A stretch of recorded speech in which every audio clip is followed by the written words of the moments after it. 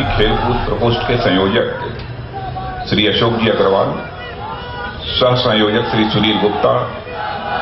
सह संयोजक श्री राकेश सिंह जी पहलवान और खेलकूद प्रकोष्ठ के प्रभारी श्री महेंद्र लाल जी, और अभी बैठ जाओ और अभी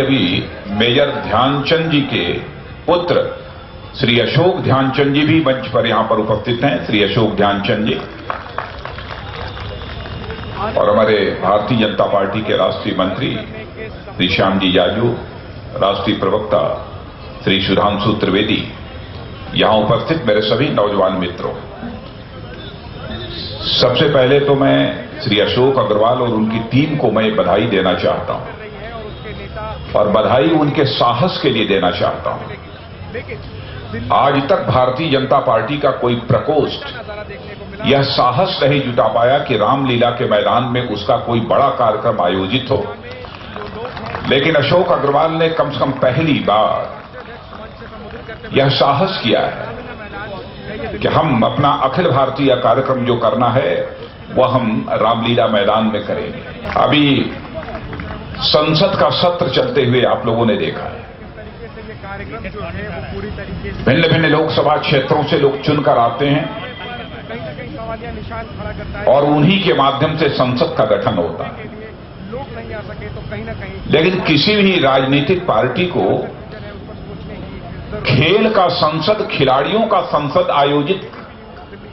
करना अभी तक आपने कभी नहीं देखा होगा। पहली बार इस काम को यदि कोई राजनीतिक पार्टी कर रही है तो वह भारतीय जनता पार्टी कर रही है।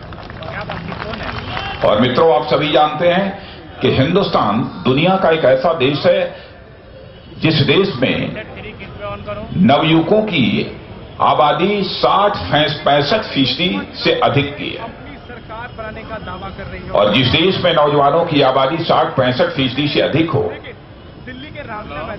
वह देश जब कभी कोई ओलंपिक हो, कॉमनवेल्थ गेम हो, तो उसमें 1-2 गोल्ड मेडल के लिए तरसता रहे, तो इससे बड़े दुर्भाग्य की और दूसरी बात क्या हो सकती है। मुझे याद है कि 2012 में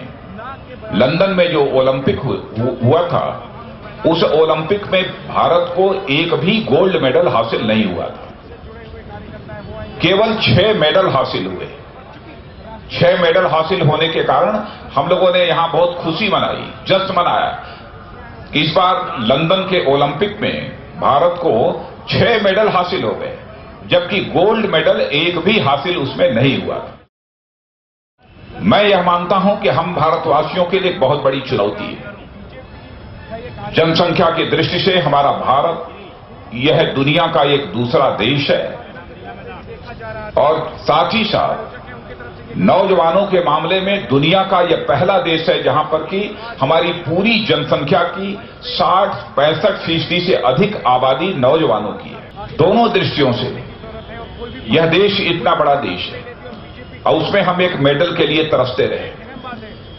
मैं यह मानता हूं कि आजादी हासिल होने के बाद यदि हमारी यहां की सरकारों ने खेल कूद को समुचित प्रोत्साहन दिया होता और इस खेल कूद को भी नौजवानों के मान, सम्मान, स्वाभिमान से जोड़ने का यदि काम किया होता, तो मैं समझता हूं कि भारत के नौजवानों के अंदर जैसी क्षमता है, जैसी प्रतिभा है, जैसी कुवत है, उस आधार पर खेल कूद की दुनिया में भारत यह विश्व की महाशक्ति बन सकता था। लेकिन यदि सरकारों ने इस ओर ध्यान दिया होता तो। लेकिन हम भारत को विश्व की आर्थिक महाशक्ति बनाने की कोशिश तो करते हैं, लेकिन मैं मानता हूं कि विश्व की आर्थिक महाशक्ति भारत बने, इसके लिए प्रयत्न तो होना चाहिए, लेकिन इसके लिए भी प्रयत्न होना चाहिए कि ताकि भारत खेल कूद की दुनिया में भी एक विश्व की महाशक्ति बन जाए, यानी स्पोर्टिंग सुपर पावर यह बन जाए भारत। इस दृष्टि से भी प्रयत्न यहां की सरकारों के द्वारा किया जाना चाहिए। और आप जानते हैं, गांवों में पहले जब हम लोग छोटे छोटे थे तो लोग यह कहा करते थे, पढ़ोगे लिखोगे तो बनोगे नवाब, खेलोगे कूदोगे तो होगे खराब। तो यह धारणा बच्चों के मनों में पहले रहा करती थी। लेकिन मैं समझता हूं कि यदि इस खेल कूद को भी मान सम्मान के साथ जोड़ दिया जाए, रोजगार के साथ यदि जोड़ दिया जाए, तो मैं समझता हूं कि गांवों में जो अब तक यह कहा जाता रहा है बच्चों के लिए कि पढ़ोगे लिखोगे बनोगे नवाब, अब खेलोगे कूदोगे तो होगे खराब, यह धारणा अपने आप बदल जाएगी। लेकिन इस खेल कूद को भी रोजगार और प्रतिष्ठा के साथ जोड़ने की आवश्यकता है। और मैं आपको विश्वास दिलाना चाहता हूं कि भारतीय जनता पार्टी भी इस बार 2014 के लोकसभा चुनाव के लिए जो अपना विजन डॉक्यूमेंट तैयार कर रही है, उस विजन डॉक्यूमेंट में खेल कूद को इस हिंदुस्तान में प्रोत्साहन देने के लिए भारतीय जनता पार्टी की सरकार आने के बाद हम क्या क्या करेंगे, इन सब सारे बिंदुओं पर विस्तार में हमारे विजन डॉक्यूमेंट में चर्चा होगी। और हम अपने घोषणा पत्र में भी यह तय करेंगे कि खिलाड़ियों को प्रोत्साहन देने के लिए, इस देश में खेल कूद को प्रोत्साहन देने के लिए हमें क्या क्या करना चाहिए। मैं यह मानता हूं खेल कूद के क्षेत्र में जो निजी कंपनियां हैं उन्हें भी आमंत्रित किया जाना चाहिए ताकि वह अधिक से अधिक पूंजी निवेश करें, क्योंकि आप जानते हैं बड़े बड़े कारपोरेट्स, उनके लिए सरकार यह प्रेरित करती है, कारपोरेट सोशल रिस्पांसिबिलिटी के लिए प्रेरित करती है। हमारा कहना है कि हमारी भारत सरकार जहां पर कारपोरेट सोशल रिस्पांसिबिलिटी के लिए कारपोरेट जगत को प्रेरित करती है, तो खेल कूद को प्रोत्साहन देने के लिए कारपोरेट स्पोर्ट्स रिस्पांसिबिलिटी के लिए भी कारपोरेट जगत को प्रेरित किया जाना चाहिए ताकि अधिक से अधिक धन लगा सकें, अधिक से अधिक वह पूंजी का निवेश कर सकें। यह करने की आवश्यकता है। और यह भी मुकम्मल किया जाना चाहिए कि जो भी बड़ी फैक्ट्री, बड़ी कंपनी का बड़े पैसे वाला यदि कोई व्यक्ति खेल कूद की दुनिया में अधिकतम पूंजी निवेश करता है तो उसे 100% यानी 100% उस पर जो है इनकम टैक्स की छूट मिलनी चाहिए। एक ऐसी मुकम्मल व्यवस्था होनी चाहिए। स्वाभाविक रूप से खेल कूद जगत में अधिक से अधिक पूंजी निवेश होगा। मेरे नौजवान मित्रों, मैं आप सबसे यही कहना चाहता हूं कि 2014 में लोकसभा का चुनाव है और आप सभी जानते हैं कि सारी राजनीतिक पार्टियां चुनाव के मैदान में उतर चुकी हैं। लेकिन जहां तक भारतीय जनता पार्टी का सवाल है, और भारतीय जनता पार्टी ने जिसे अपना प्राइम मिनिस्ट्रियल कैंडिडेट प्रोजेक्ट किया है श्री नरेंद्र मोदी को, वह इस समय चुनावी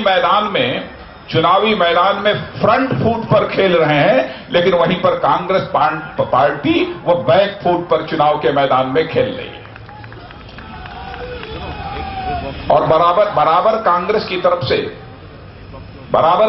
तरफ से भारतीय जनता पार्टी के ऊपर बाउंसर चलाने की कोशिश की जा रही है। लेकिन हम बाउंसर को सीमा रेखा के उस पार ले जा रहे हैं, उसे बेकार कर दे रहे हैं। कांग्रेस बौखला गई है और इसी बौखलाहट में बराबर या कांग्रेस नो बॉल फेंकने की कोशिश भारतीय जनता पार्टी के ऊपर कर रही है। लेकिन मैं विश्वास के साथ कह सकता हूं कि आगामी 2014 के लोकसभा चुनाव में किसी भी सूरत में कांग्रेस को कामयाबी नहीं हासिल होगी, क्योंकि देश की जनता ने इस बार मन बना लिया है कि अगली सरकार इस हिंदुस्तान में यदि किसी की बननी चाहिए तो स्पष्ट बहुमत के साथ भारतीय जनता पार्टी की सरकार बननी चाहिए और श्री नरेंद्र मोदी को भारत का प्रधानमंत्री बनना चाहिए। यह लोगों ने यह मन बना लिया है। तो मैं आप सबसे खिलाड़ियों से भी यह निवेदन करूंगा, अपने खेल कूद के साथ भी देश में सत्ता परिवर्तन के लिए, और केवल सत्ता परिवर्तन ही नहीं बल्कि व्यवस्था परिवर्तन के लिए भी अपनी सक्रिय भूमिका का निर्वाह करें। तो आज के अवसर पर इससे ज्यादा कुछ न कहते हुए मैं सभी खिलाड़ियों को अपनी तरफ से हार्दिक शुभकामनाएं देता हूं और श्री अशोक जी अग्रवाल, सुनील गुप्ता और राकेश सिंह पहलवान और हमारे प्रभारी मोहिंदर लाल जी, सभी लोगों से मैं कहूंगा जिस तरीके से यह खेल कूद प्रकोष्ठ को आपने इसकी गतिविधियां तेज करने की आपने कोशिश की है, मेरा विश्वास है ऐसे ही यदि आपका प्रयत्न यह चलता रहा तो खेल कूद प्रकोष्ठ भारतीय जनता पार्टी का